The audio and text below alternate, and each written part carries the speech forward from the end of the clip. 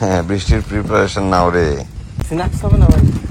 Snacks নতুন পানি এগুলা কয়েকদিন আগে হেলেঞ্চা শাক মনে হচ্ছে। হেলেঞ্চা, কিন্তু চায়না দুয়ারি তো শেষ করে দিল সব। মা বলছে যে আপা তুমি যাচ্ছ ওই পদ্মা শহরে তোমার একটা ভাইয়ের সাথে দেখাও।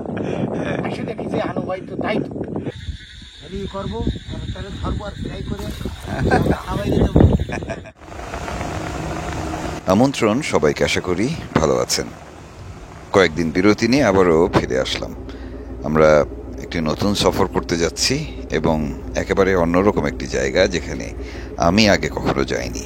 পদ্মা নদী এর আশেপাশের চরগুলোতে ঘুরে বেড়াবো, সঙ্গী হবেন আপনারা। ঢাকা থেকে সড়ক পথে প্রথমে পাটুরিয়া, সেখান থেকে ফেরিতে পার হলাম ওপাশের যে ঘাট রয়েছে গোয়ালন্দ, সেখানে গিয়ে পৌঁছতে পৌঁছতে দুপুর গড়িয়ে গেল। আমরা সেখানেই কিছুক্ষণ অপেক্ষা করছি, কারণ মংলা থেকে সেখানে আসবেন আমাদের বেলায়েত সর্দার।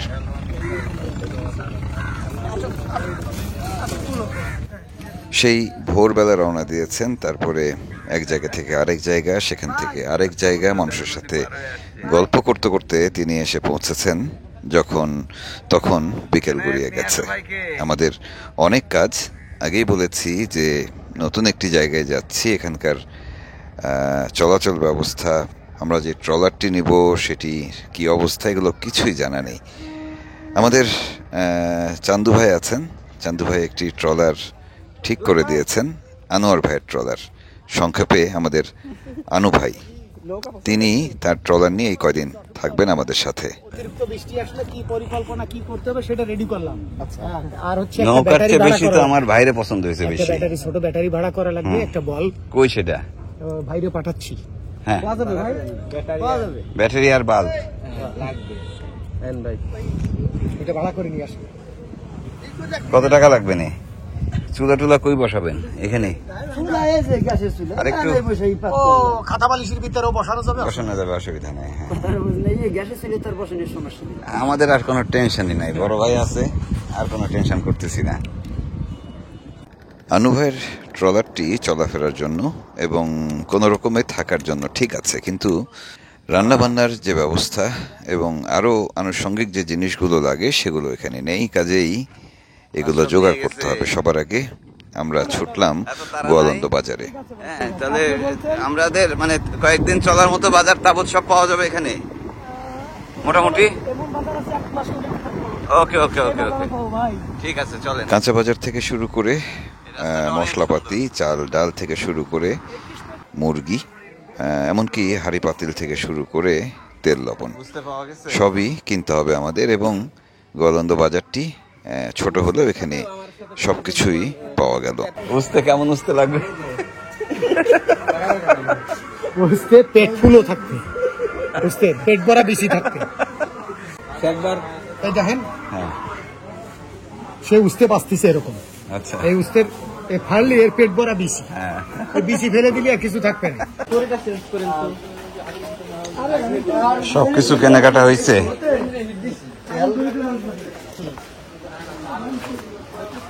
মুন্সি, কেনাকাটা কমপ্লিট আমাদের, সবকিছু নেওয়া হয়েছে তো? দোকান থেকে কিনেছি। হ্যাঁ, দোকানদার আমাকে মিষ্টি গিফট করেছে।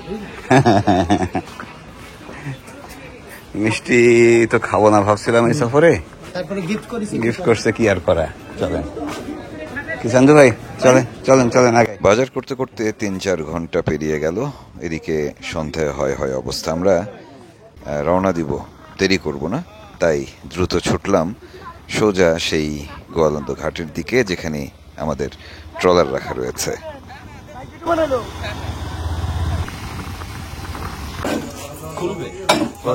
এটা হচ্ছে চিনি না? জিনিসপত্র সব ট্রলারে তোলা হচ্ছিল। এর মধ্যে দেখি একটি তিলের খাজার কারখানা। একেবারেই এখানে না ঢুকলেই নয়। কিভাবে চিনি থেকে তিলের খাজা হয় সেটা একটু দেখতে হবে। চিনি লাল হচ্ছে, কানের জন্য হরিণের শিং, হরিণের শিং। এই দেখেন, হ্যাঁ না, হরিণের সিংহের মতো একদম তেল এই যে তেল। দেখেন এখন এখন টেনে সাদা করবে। ওইটা তো গরম, ওই গরমটা ঠান্ডার উপরে দিছে, এত টানতে সুবিধা নেই। ওই একটা পোড়ায় দিল আবার, ওইটা আবার পোড়ায় নরম করে দিল। মূলত বাতাসের সংস্পর্শে হ্যাঁ। ভিতরে একটা ফাঁপা তৈরি হয়, তখন ওই সাদা। বাতাস লাগলে হবে না, বাতাস লাগলে হবে না। বাতাস ভিতরে ঢুকে যায়। আমি যে ইউটিউবে দেখি বিভিন্ন দেশে চকলেট বানায়, একই রকম, একই পদ্ধতি, একই পদ্ধতি। হ্যাঁ, না কিন্তু ওটাও টেনে অনেক দূর নিয়ে যায় ওরা। এইখানে চকলেটে একটা পাউডার ব্যবহার করা। একটু পরে দৌড় শুরু হবে না এখানে, তাই না? দূরটা দেখতে হবে। এবং একজনের ধরে এভাবে যাবে। এই দেখেন, সাদা হয়ে গেছে। আচ্ছা। এর নাম হচ্ছে কুষ্টিয়ার তিলের খাজা। কুষ্টিয়ার জিআই পণ্যতে এটা তৈরি হয়ে যাচ্ছে অটোমেটিক, দেখছেন? তৈরি হয়ে গেছে, এখন তিলটা মাখা। এর উপরে শুধু তিল পড়ে। এটা এর উপরে এখনো শেষ সিটে ভাব আছে, ওইটার পরে তিল পড়াই দিলে হয়। ভাই আমি বলি এটা বারবার যখন ভাঁজ দিচ্ছে, ভাঁজ দিলে প্রত্যেকটা ভাঁজের মধ্যে হালকা হালকা বাতাস ঢুকতেছে। হ্যাঁ। এই বাতাসটা ওইটাই ভিতরে এটা। ফাঁপা সৃষ্টি করতেছে। ঠিক আর এই দেখেন, সেটাই। ও ওই যে মাপ দিয়ে কাটতেছে।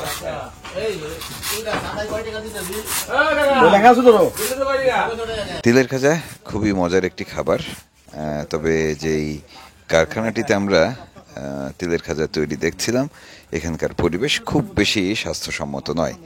এছাড়া সাধারণ যে তিলের খাজা তৈরি হয় তাতে তিলের পরিমাণ থাকে কম। আমরা বিশেষভাবে অর্ডার করলাম তিল বাড়িয়ে আমাদের জন্য 2 কেজি তিলের খাজা তৈরি করলেন। আমরা একটু বেশি দাম দিয়ে সেগুলো কিনে নিলাম। পুরো সফরে এই তিলের খাজা আমাদের অনেক কাজে লাগবে। খুব আলতো করে ধরতে হয়।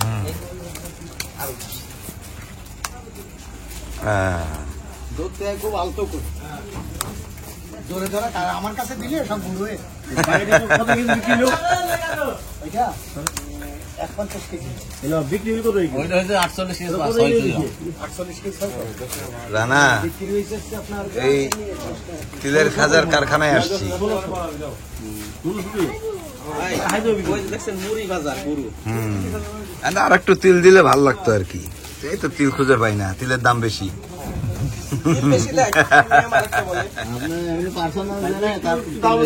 আচ্ছা, তুমি কলেজ যাবা, তোমার লম্বাই করবো বলছি।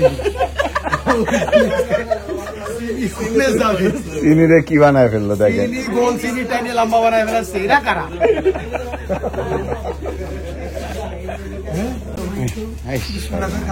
না, আমি এই গোল চিনি গোল ভাবে খাবো না, লম্বা বানানো। এটা খাবো কি? এটা পুরস্কার হিসেবে এটা হচ্ছে দেলবাহার। এইটা হচ্ছে ছোটবেলায় মটকা খেতাম না, চিনি গলানো থেকে শুরু করে একেবারেই খাজা তৈরি পর্যন্ত, মানে তিল লাগানো পর্যন্ত পুরোটা প্রক্রিয়ায় দেখলাম এবং আমার ভালো লেগেছে ভীষণ। একটু স্বাস্থ্যসম্মত হলে এটা নিয়ে আর কোনো অভিযোগ ছিল না। যাই হোক, আমাদের যাওয়ার সময় হয়ে গেছে। ওইদিকে আমাদের ট্রলার মাঝি আনু ভাই বেশ তাড়া দিচ্ছেন, কারণ রাত হয়েছে। আমরা যাব চরকুশাহাটা, এখান থেকে বেশ সময় লাগবে, আর রাতের বেলা কিছুটা ঝুঁকি তো থাকেই। ওই যে ঘাটে ঘাটে নাও ভিড়ায়, বিভিন্ন কবিরাজি টাজি করে আসে না, ওই যে কি বলে ওদের, সাপুরে বাইদে। হ্যাঁ, আমরা তারই অংশ। দেখে নেবেন। আমরা ঘাটে ঘাটে নাও ভিড়াবো, হ্যাঁ, আর তাবিজ বেচবো। ঠিক আছে। আমাদের তাবিজের মূল উপকরণ হচ্ছে কি? এনায়েত মুন্সি। এনায়েত মুন্সি না, ফু দেবে আর আমি হচ্ছে শেখর টেখর দেবো। আর আমি তিলের খাজা আনছি ভাই। হ্যাঁ, ওইটা ওরে বাবা, এটা ভালো বিক্রি, তিলের খাজা ভালো বিক্রি। পরায় বিক্রি করুন ফুদিয়ে দিয়ে। ধরে বলবে আমার এই আজব দাওয়াই সুস্থ রুগীকে খাওয়ায়, চলে অসুস্থ কোনো রুগীরে খাদ্য। হ্যাঁ, আমাদের আনু ভাই আছে? আনু ভাই আছেন? আওয়াজ দিছে, চলো। আনু জানি কার নানু। একটু আগে বলেছি যে আমরা কুশাহাটা যাব। এটি পদ্মার একটি চর, রাজবাড়ী জেলার মধ্যে পড়েছে এবং সেই চর থেকে আরও বেশ কয়েকটি চরে ঘুরে বেড়াবো এবং এই কয়দিনের জন্য পরিপূর্ণভাবে বাজার সদা করে আমরা উঠে পড়ছি এখন। আনু ভাই ট্রলার চালু করবেন কিছুক্ষণের মধ্যে।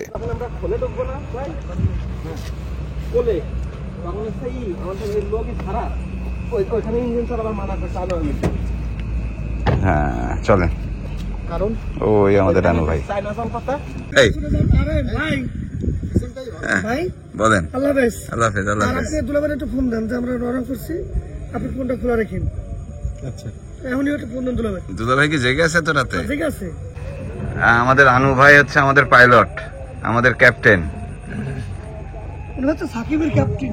না, আমাদের ক্যাপ্টেন এখন থেকে। রাত অনেক হয়েছে। আমাদের ট্রলার মাঝি আনু ভাই একটু দুশ্চিন্তায় রয়েছেন, কারণ রাতের বেলা এই নদীপথ কতটুকু নিরাপদ হয় সেটি নিয়ে তিনি কিছুটা সংশয়। আমরা অবশ্য সাহস দিলাম এবং রওনা দিলাম। রওনা দিতে দিতেই আমাদের যিনি সুন্দরবনের ক্যাপ্টেন, সেই ক্যাপ্টেনের সঙ্গে দেখলাম আনু ভাইয়ের বেশ খাতির হয়ে গেছে।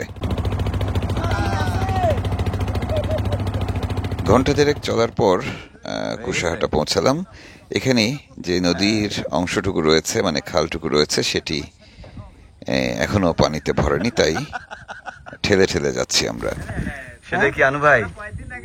যা আছে হ্যাঁ। সব আমার স্মৃতি। আপনার মা কি বলে দিছে আসার সময়? মা বলতেছে যে আব্বা তুমি যাচ্ছ, ওই পদ্মার চরে তোমার একটা ভাইয়ের সাথে দেখো। এসে দেখি যে আনু ভাই তো তাই তো এই সেই ভাই আপনার। জানোই মা যা বলে দিছে তাই খাইতে দিছে। এখন আপনি যতই আমাকে গ্যাঞ্জাম বাঁধান, হ্যাঁ। আমরা গ্যাঞ্জাম বাঁধাচ্ছি। এখন আনু আপনার ভাইকে কি এক কাপ চা খাওয়াবেন? হ্যাঁ, চা বানাবো তো। চা না বানালি ভাই আমার রাগ করবে না। ভাই কি চা বানাবো? দুধ চা তো খাওয়াই যায় একটু। এই অঞ্চলে আমার প্রথম আসা। এখানকার মানুষদের জীবনযাত্রা সম্পর্কে খুব অল্প বিস্তর জানি। আমার সহযাত্রী এনায়েত এই অঞ্চলে অনেকবার আসা যাওয়া করেছেন, তার কাছে শুনছিলাম এখানকার মানুষদের জীবন জীবিকার কথা। একদম। চিংড়ি মাছ। বোতল দিয়ে চিংড়ি ধরে? হ্যাঁ, এক বটল ঘুরে যায়। হাই হাই, কি দেয়? কোনো আধার দেয়? দেয় হচ্ছে না, দেয় সাবান আর কুড়ে। কি সাবান আর কুড়ে? সাবান কেন? সাবান আর কুড়ে দিলে ওর ভিতরে আকর্ষণ। চিংড়ি মাছ সাবানের প্রতি আকর্ষণ আছে। তাই না? সাবান তো যদিও চর্বি। হ্যাঁ, টলমল করতেছে পানি, পদ্মার পানি, নতুন পানি এগুলা। তাই না? কয়েকদিন আগে এই যে মোটরসাইকেল এইগুলো কি শাক? আপনি খালি শাক খোঁজেন? আরে ভাই, হেলেঞ্চা শাক মনে হচ্ছে। হেলাঞ্চা হ্যাঁ তাই তো। শাক খুঁজবো না, খাতিবে না। আমরা তো বাজার করেছি কম। ও আচ্ছা আচ্ছা, না আমরা শাক কিনিনি। হ্যাঁ, নতুন চর, নতুন চর, নতুন পানি উঠছে। আমাদের শাক পাতা তো এখানে এই যে মাছ কোপাকুপি হয় না? ওই যে কোচ দিয়ে মাছ ধরে না? ধরে আনু ভাই, এনে? কাছে তো কবে মাছ মারা যাবে? নিবানি কাছে করে ভাই শাক কিন্তু খাতি। হেলাঞ্চা শাক এই চায়না দুয়ারি তো যে আবার বোতল আছে। কিন্তু চায়না দুয়ারি তো শেষ করে দিল সব। এই চায়না দুয়ারি তো শেষ করে দিল।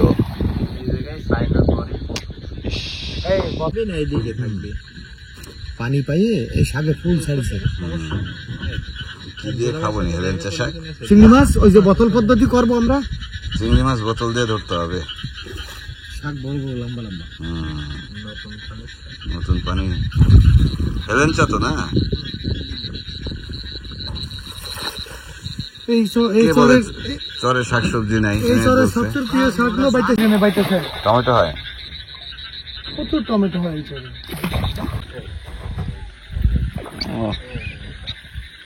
ভাই, এখানে ঢোরা সাপ আছে নিশ্চিত।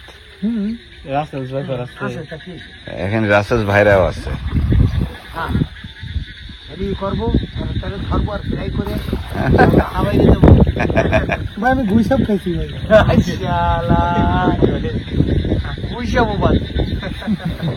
ভাই খাওয়ার পরে কইছে গুই সাপ খাওয়া। ভাই সুন্দরবনের ওদিকে যেই ট্রলারগুলো, নৌকাগুলো থাকে, সেগুলো মোটামুটি একটি ভাসমান বাড়ি। প্রতিটি এক একটি ভাসমান বাড়ি, মানে রান্নাবান্নার আয়োজন থাকা খাওয়ার ব্যবস্থা সবই থাকে, কিন্তু এইখানে সেই ব্যবস্থা নেই। কাজে আমাদের সবকিছুই নিতে হয়েছে সাথে করে, এবং ট্রলারে উঠে গুছিয়ে নেওয়ার একটু ব্যাপার আছে। আমরা চলতে চলতে সেগুলো গুছিয়ে নিচ্ছি। একই সঙ্গে চুলায় গরম পানি তুলে দিয়েছেন আমাদের বেলায়েত ভাই। চা হবে এখন। ভেতরে যাবে না ডাকাত করা যাবে ও ডাকাত করো না। যদি ভেঙে গেছে হ্যাঁ ভাই আচ্ছা, এই অঞ্চলে অনেক কিছু হয়। মানে আপনার এই চরটা কোথায় ছিল?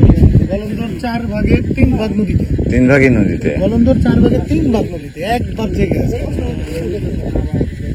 ভাঙন তো থাকবে। ওই ব্যাগে দেন দিকে কি লাগবে? ওই জায়গায় তো কিছু নাই আপনার এই কুশাটাতে ভাই ট্রেন আসতো ভাই। এখানে স্টেশন ছিল, গলন্দ যেটা গলন্দ স্টেশন ছিল এখানে। আছে, বাজার সবই আছে, একটু খুঁজে বের করতে হবে। না থাকতো এই জায়গা টাউন, এখানে টাউন ছিল ভাই। এটা টাউন এখানে স্টেশন ছিল। আসে তাই আনতে পাবনা চলে যেত ও, এই অবস্থা। তাই এই জায়গার মানুষ পাবনা যায় মুন্সিয়ানে এই অঞ্চলের মানুষ, রিজভিও এই অঞ্চলে প্রচুর ঘোরাফেরা করেছেন। আনু ভাই আমাদের ট্রলার মাঝি, তার কাছে শুনছিলাম চর ভাঙার কথা, আশেপাশের এলাকা সম্পর্কে জানছিলাম। সেই সঙ্গে আমাদের ছোট ভাই রানা, তার কাছেও শুনছিলাম এই অঞ্চলের গল্পগুলো। চাউলের মতো একটা ইয়ে হয়, ওটা কয় দেওয়া ধান। ওই ধানের পায়েস যে কি মজা। পাতিলটা ভাই ছোট হয়ে গেছে।